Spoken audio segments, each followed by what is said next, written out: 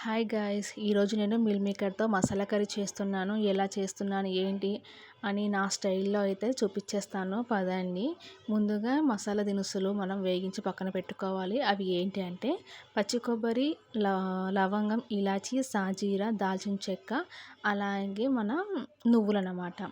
ఇవి ఇలా పక్కకు పెట్టుకొని వాటర్లో మంచిగా అంటే వేడి నీళ్ళలో మిల్ మేకర్ వేసి వాటర్ పోయేంత వరకు జరిగి నీళ్ళలో వేసి పక్కన పెట్టేసుకోవాలి.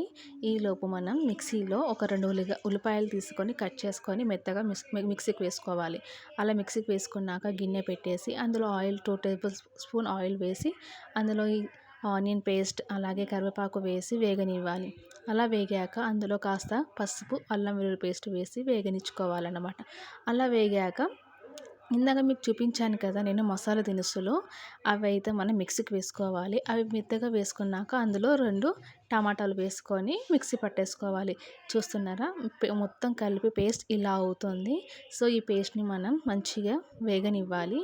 ఒక 2 నిమిషాల పాటు కలుపుతూ అలా వేగనివ్వాలి. ఎందుకంటే టమాటా పచ్చిది కదా, కొంచెం ఆ టేస్ట్ అనేది రాదనమాట. అందుకు ఆ తర్వాత ఇందులో మనం స్పైసీగా తింటే స్పైసీగా వేసుకోండి, లేదంటే నార్మల్గా మీ టేస్ట్కి తగ్గట్టు ఉప్పు కారం వేసుకొని ఒక 2 నిమిషాల వరకు కలుపుతూనే ఉండండి, లేదంటే అది అడుగంటుతుందన్నమాట.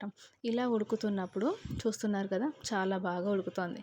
ఇప్పుడు ఇందులో మనం ఒక గ్లాస్ వాటర్ అయితే పోయాలి. ఎందుకంటే ఆ మసాలా అంతా మంచి కుక్ అవుతేనే కదా టేస్ట్ తెలిసేది మనకి. సో అందుకనమాట 1 టీ గ్లాస్ వాటర్ అయితే పోసి ఒక 2 నిమిషాల పాటు అలా ఉడకనివ్వాలి.